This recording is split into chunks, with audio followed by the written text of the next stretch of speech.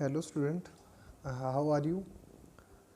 Today we will study about the solution of exercise chapter number 4 class 7th, and that is chapter number 4 heat. Okay, so start. Question number first. State similarities and difference between the laboratory and clinical thermometer.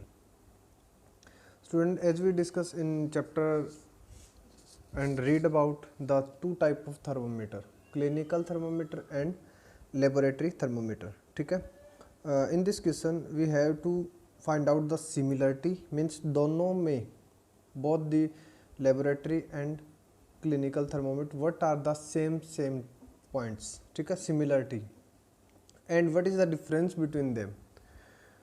So student, start from similarities in thermometer. First point, both clinical and laboratory thermometer have long, narrow, uniform glass tube. कि दोनों thermometer के अंदर हमें glass tube यानी कि कांच की बनी हुई ट्यूब का यूटिलाइज करते हैं. ठीक है.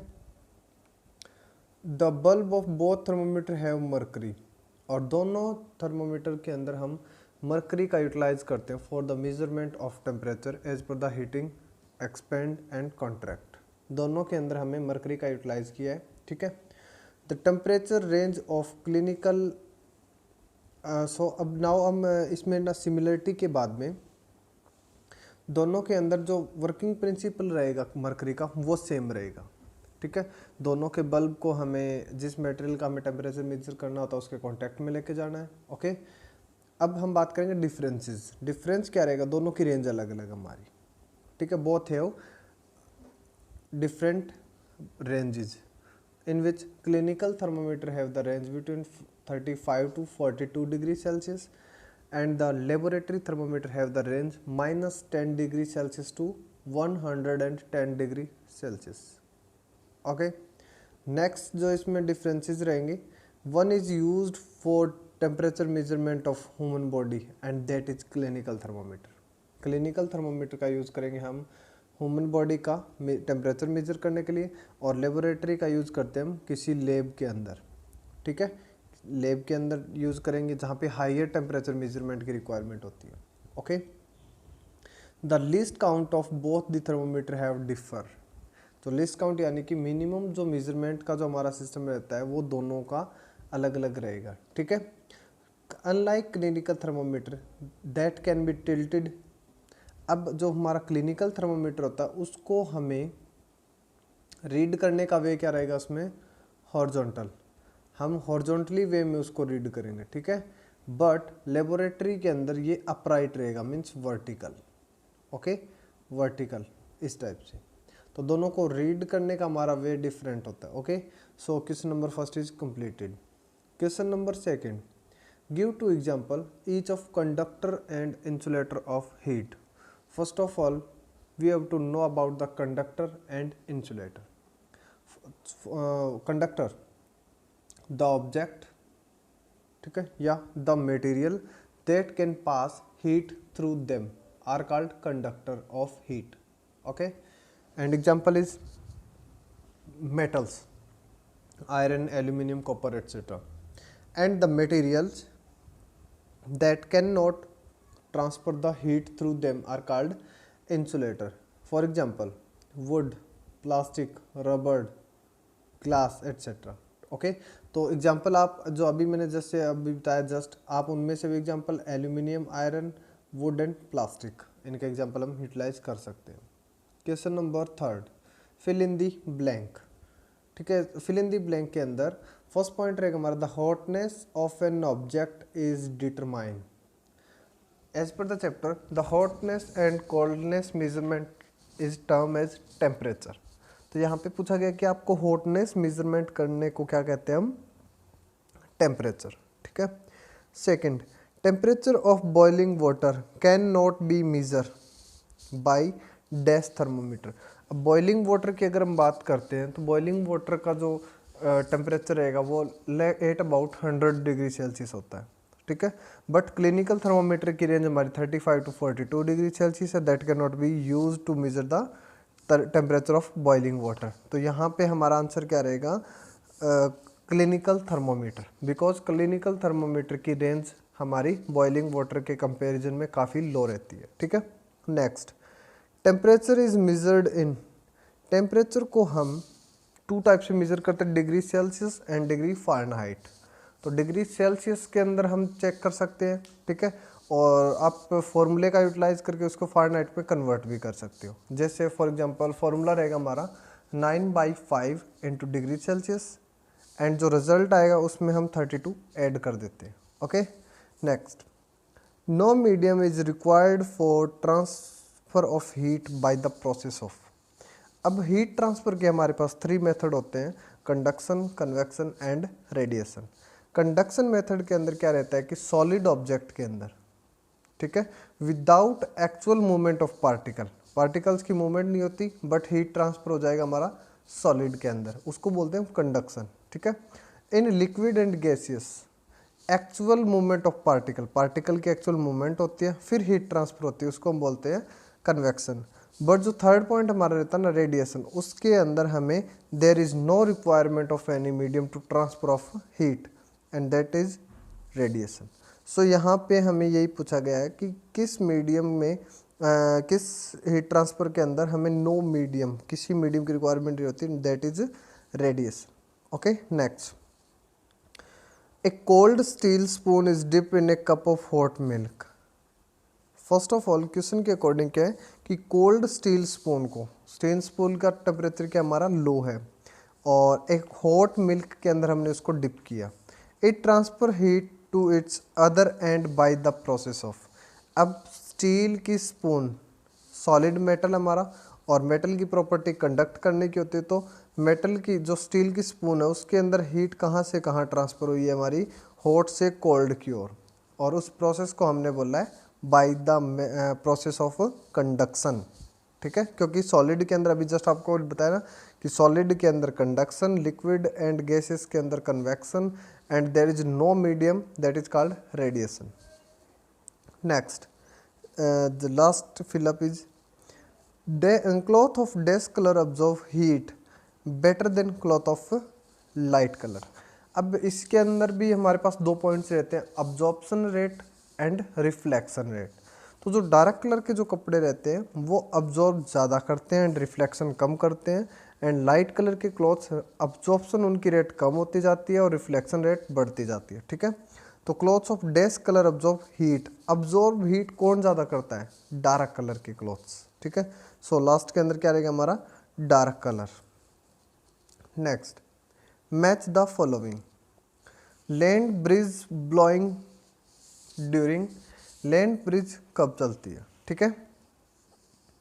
लैंड ब्रिज का क्या सिस्टम रहता है कि जो ट्रांसफर ऑफ हीट का जो हमारा मेथड रहता है, जैसे रेडिएशन, कंडक्शन, कन्वेक्शन, उसी के अकॉर्डिंग अगर हम लैंड ब्रिज की बात करते हैं तो वो ब्रिज रहती है कि लैंड टू सी की ओर चलने वाली ब्रिज, और लैंड टू सी की ओर जो ब्रिजेज चलती है वो हमारी कब चलेगी, नाइट टाइम के अंदर, ठीक है। और रीज़न क्या रहता है नाइट टाइम के अंदर लैंड टू ब्रिज क्यों, क्योंकि land cool down earlier then the water of sea, ठीक है। तो सी का वाटर ज़्यादा गर्म होने के कारण वहाँ की जो एयर है वो अपसाइड मूवमेंट करेगी, अपसाइड का मतलब ऊपर उठेगी हॉट एयर, तो cold air from the land to sea, that is called land breeze, और ये नाइट टाइम के अंदर।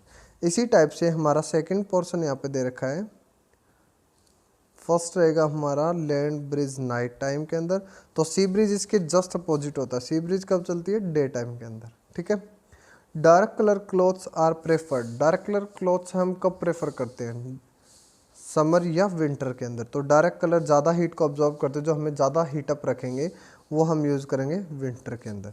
तो लाइट कलर के क्लॉथ्स समर टाइम के लिए, ठीक है। Next, discuss why wearing more layer of cloth during winter keep us warmer than wearing just one thick piece of clothing. कि हमें ज़्यादा लेयर के कपड़े अगर डालते हैं, जैसे मैंने यहाँ पे 1 layer, second layer and third layer, ठीक है, और इसी के इक्वल मैंने एक लेयर का एक सिंगल क्लॉथ डाल रखा है, तो इनमें से जो ज़्यादा लेयर के कपड़े होते हैं वो ज़्यादा हीट अप क्यों रखते हैं हमें, रीज़न क्या रहेगा। ठीक है, अब इसके में रहता क्या है कि मोर लेयर ऑफ क्लॉथ होते हैं ना, वो क्या करते हैं यहाँ पे एयर को ज़्यादा ट्रैप करते हैं। ठीक है, as compare to single layer. अब एयर जितनी ज़्यादा ट्रैप होगी वो हीट, जो हमारी बॉडी की जो हीट है उसको स्केप नहीं करती, ना कोल्ड को एंटर करने देती है यहाँ पे। ठीक है, as compare to one thick layer.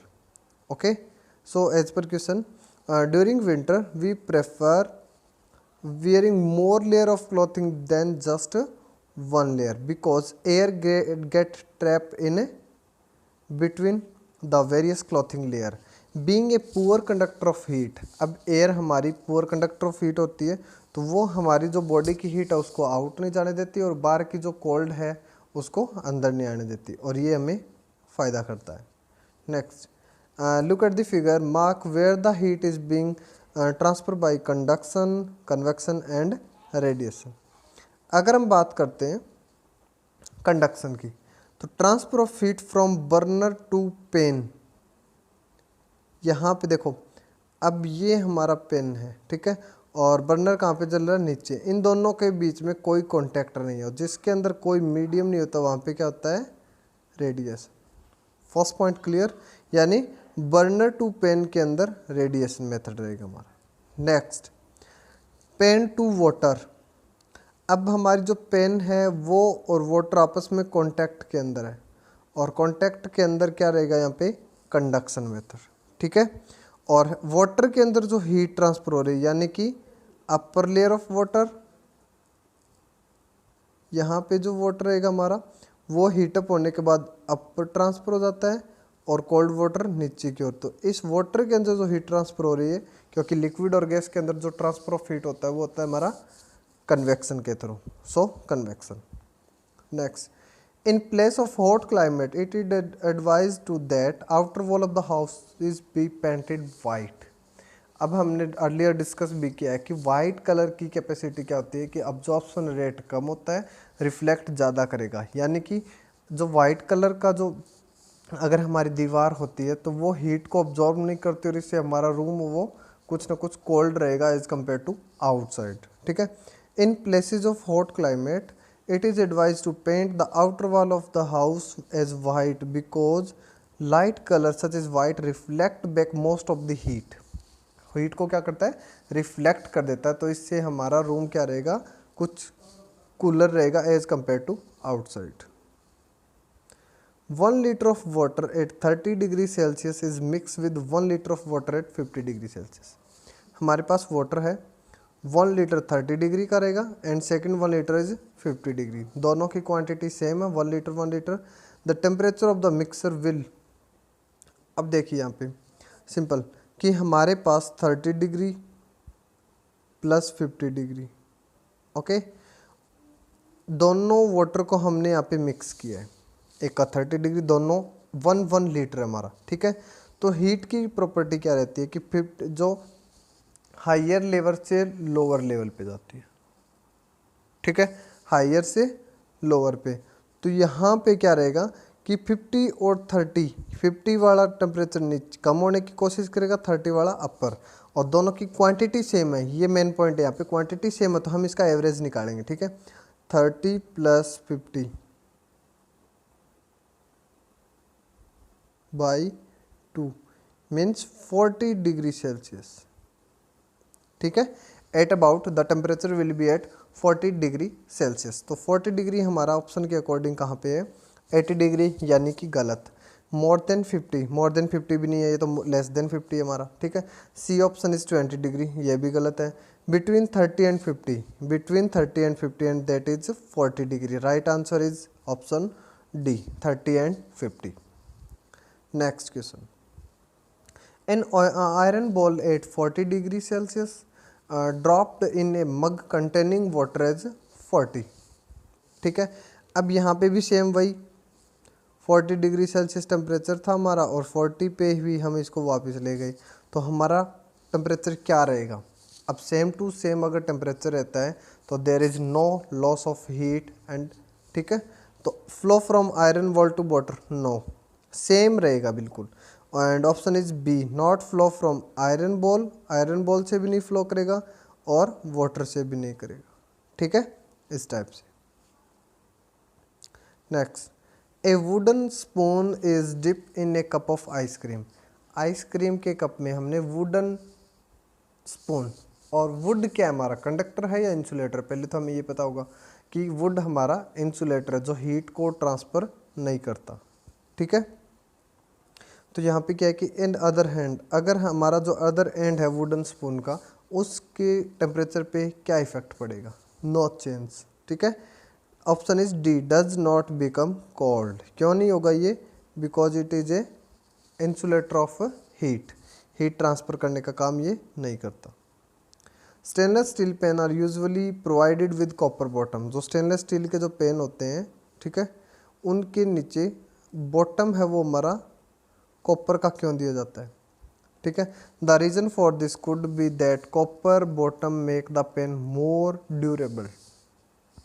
Durability के लिए हम इसका यूज़ नहीं करते, बल्कि कॉपर है वो बेटर कंडक्टर है हमारी हीट का, तो कॉपर यहाँ पे हीट को ज़्यादा बेटर वे से ट्रांसफ़र करेगा, ठीक है, और हमारा खाना जो भी मटेरियल हम उसके अंदर यूज़ करें वो जल्दी कवर अप हो जाएगा, ठीक है।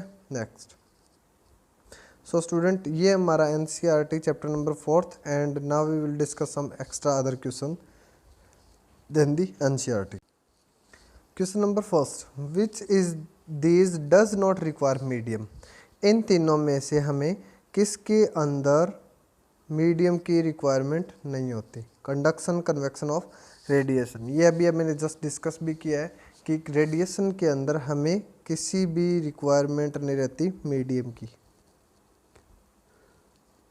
ओके, नेक्स्ट,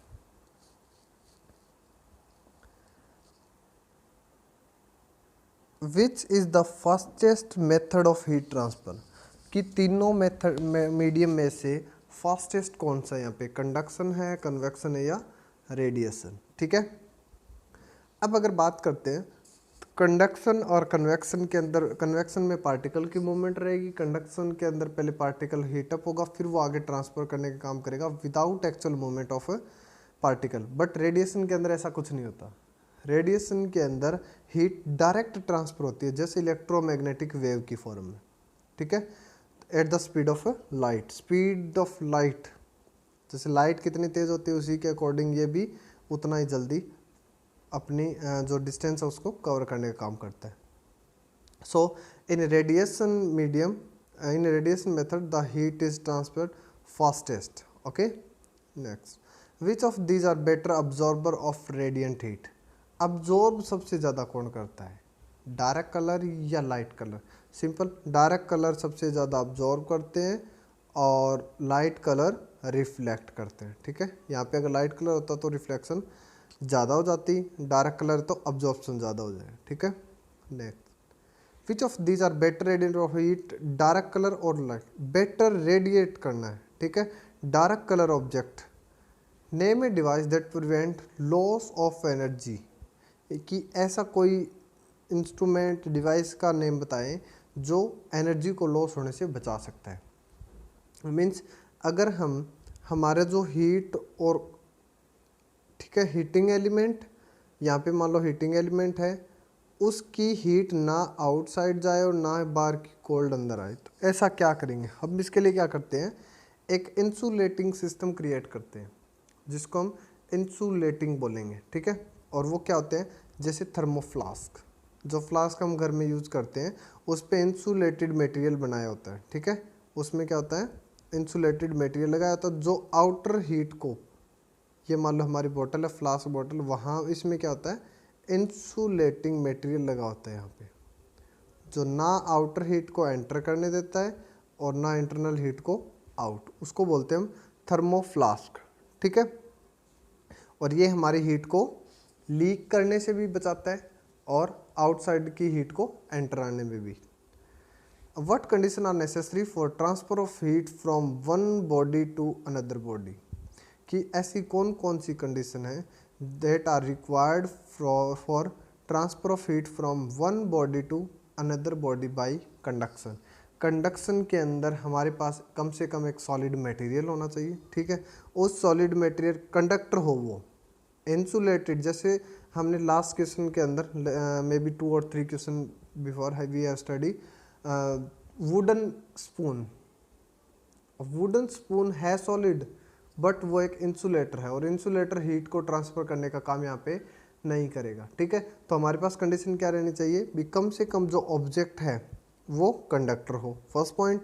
सेकंड पॉइंट, दोनों के बीच में कांटेक्ट हो, यानी कि रेडिएशन नहीं, हमें कंडक्शन मेथड चाहिए, कंडक्शन के अंदर कांटेक्ट कंपलसरी यहाँ पे, ठीक है। पहला कंडक्टर हो, दोनों के बीच में कांटेक्ट हो। सो आप वो भी कंडीशंस लिख सकते हैं, और यहाँ पे 2 कंडीशन आपकी अलग भी है, वो भी आप नोट डाउन कर सकते हो, ठीक है। Condition necessary for the transfer of heat from one body to the another through conduction. First point, the two object must be in contact, दोनों ऑब्जेक्ट के बीच में contact is compulsory. Second, the temperature of both the object must be different, temperature अगर equal होगा, ये भी question हमने just किया था 40 डिग्री 40 डिग्री, अगर दोनों का टेम्परेचर सेम है तो भी हीट हमारी ट्रांसफ़र नहीं करेगी, ठीक है। तो यहाँ पे कंडक्शन के लिए क्या रहेगा कि मटेरियल है वो कंडक्टर होना चाहिए हमारा, ना कि इंसुलेटर, दोनों के बीच में कॉन्टैक्ट होगा, ओके। थर्ड वन इज दोनों का टेम्परेचर डिफरेंस टेम्परेचर होगा दोनों का, तभी हीट हमारी ट्रांसफ़र करेगी। Difference between good and bad conductor of heat, conductor और इंसुलेटर की अगर बात करते हैं तो जो अलाउ करने का काम करते हैं ना, हीट को ट्रांसफ़र करने का काम करते हैं, वो कंडक्टर होते हैं। जो हीट को ट्रांसफ़र करने में ज़्यादा ट्रांसफ़र ना करें वो बैड कंडक्टर, ठीक है। और जो ट्रांसफ़र बिल्कुल भी ना करने दे, देट आर कॉल्ड इंसुलेटर्स, ठीक है। तो गुड कंडक्टर ऑफ हीट क्या रहेगा, material that can easily conduct heat through them, ठीक है। वो मटेरियल जो हीट को इजीली कंडक्ट करने का काम करते हैं, उनको हमने नेम दिया है गुड कंडक्टर ऑफ हीट, जैसे आयरन, कॉपर, सिल्वर, इस टाइप से, ठीक है। Next, bad conductor of heat कौन से रहेंगे, material that can not conduct heat through them are insulator of heat, ठीक है। या तो वो पास ही ना करेगा या फिर थोड़ा बहुत पास करते हैं, उनको बोलते हैं bad conductor of heat. Example, glass, would, plastic, rubber, etcetera.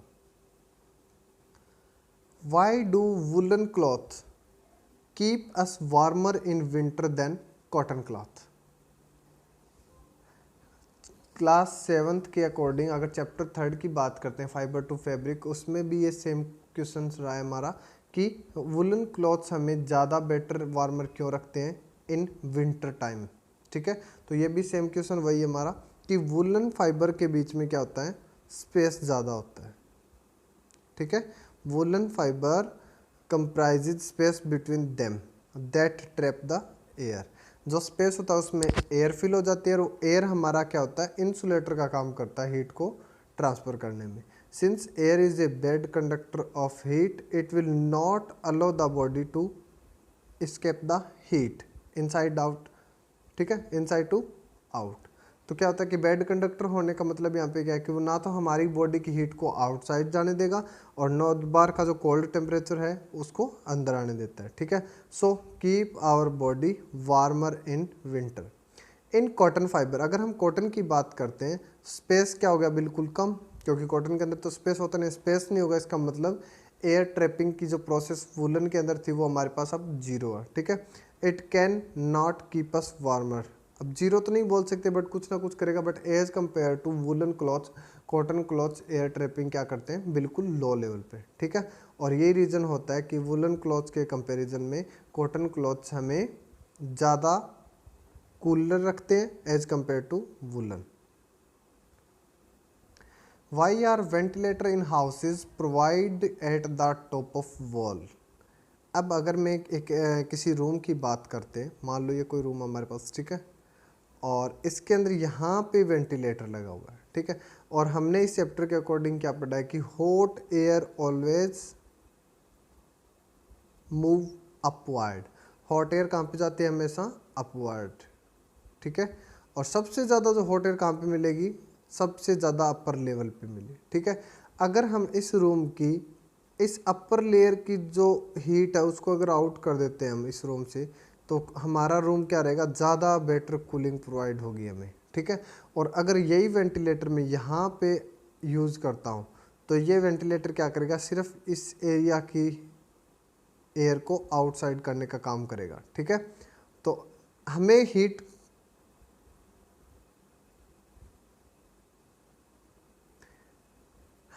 का क्या सिस्टम करना है यहाँ पे कि रूम को ज़्यादा बेटर, ठीक है, कूलिंग के लिए हमें इस रूम की जितनी भी हीटिंग है उसको आउटसाइड करना पड़ेगा। और उसके लिए हम क्या करते हैं, सबसे अपर लेयर की जो एयर है उसको आउटसाइड दी रूम करते हैं, ठीक है। और इसके लिए हम क्या करते हैं, यहाँ पे इसके लिए हम क्या करते हैं, वेंटिलेटर को हमेशा अपसाइड रखते हैं, ठीक है। Ventilator are installed on the top most part of the wall because the air we breathe out is warmer and lighter, क्योंकि हम जो एयर छोड़ रहे हैं वो हमारी वार्मर एंड लाइटर, और वो जो गर्म एयर होती है वो मूव अपवर्ड, ठीक है। This stale air escape through the ventilator, और ये वेंटिलेटर के थ्रू स्केप हो सकती है। और वेंटिलेटर से जब गर्म एयर हमारी आउटसाइड निकलेगी तो गर्म एयर की जगह पे ठंडी एयर जो कि आउटसाइड से आएगी वो हमारे रूम में एंटर करेगी, ठीक है। तो इससे क्या रहेगा, एक तो एयर का सर्कुलेशन बेटर वे में बना रहेगा और सेकंड कूलिंग भी बेटर रहेगी। How does heat from the sun reaches us, कि सन से हीट हमारे पास कैसे पहुंचती है। At what speed does the transfer of heat take place, speed का हमने अभी जस्ट पिछले क्वेश्चन के अंदर ही पढ़ा है। Heat from the sun reaches us through the process of radiation, हमारे पास जो हीट पहुंचती है, क्योंकि ना तो हमारा सॉलिड के सिस्टम के साथ उनका कनेक्ट है, ठीक है, और हीट सन से आ रही है, ठीक है। तो यहाँ पे पार्टिकल्स की मूवमेंट का कोई रोल नहीं है, कन्वेक्शन भी नहीं है, तो रेडिएशन के थ्रू आती है। There is million of miles, अब यहाँ की डिस्टेंस क्या है हमारे अर्थ से लेकर, अगर सन की बात करते हैं, million of empty space between earth and the sun, only through radiation can heat be transfer to the earth.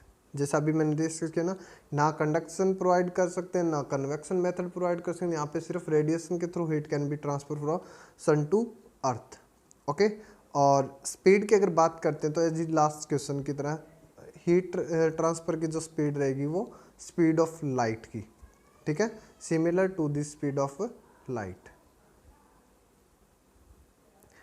What is the function of polished curved surface at the back of the heating rod in a room heater? अब जो polish curved surface होती है, ठीक है, जो heating road, अब जो सर्दियों के अंदर in winter season we used the heater, ठीक है, तो हीटिंग रोड के ठीक बैक साइड के अंदर मैं डायग्राम बना रहा हूँ, ठीक है ना। जो हमारे हीटर होते हैं, हम जो घरों में हीटर यूज़ करते हैं, उनकी जो बैक साइड, जो बैक सरफेस होते हैं ना, वो आपको इस टाइप कर्ड मिलती है, ठीक है। ये कर्ड सरफेस क्यों बनाई जाती है, और सेकंड पॉइंट, ये जो कर्ड सरफेस के साथ साथ इसके ऊपर पॉलिशिंग की होती है, ठीक है, और वो पॉलिश क्या करती है, हीट को रिफ्लेक्ट करने का काम करती है, ठीक है, रिफ्लेक्टिव पॉलिश बोलते हैं हम इसको, ओके। तो what is the function of polish, तो इस पॉलिश का फंक्शन क्या है कि जो भी इस रोड से, ठीक है ना, जो भी इस रोड से हीट निकलेगी, हमारी हीट जो जैसे निकलेगी, इस हीट को ये क्या करेगा, रिफ्लेक्ट करने का काम करता है, ओके, इस टाइप से।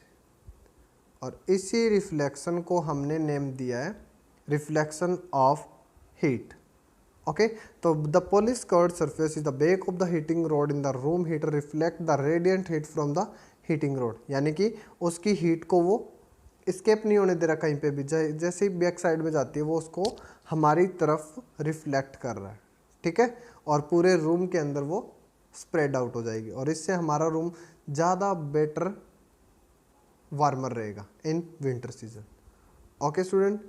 ये हमारा चैप्टर नंबर 4 हीट की एक्सप्लेनेशन थी, और होप सभी को अच्छे से समझ में आया होगा। Thank you and have a nice day, okay student, bye bye.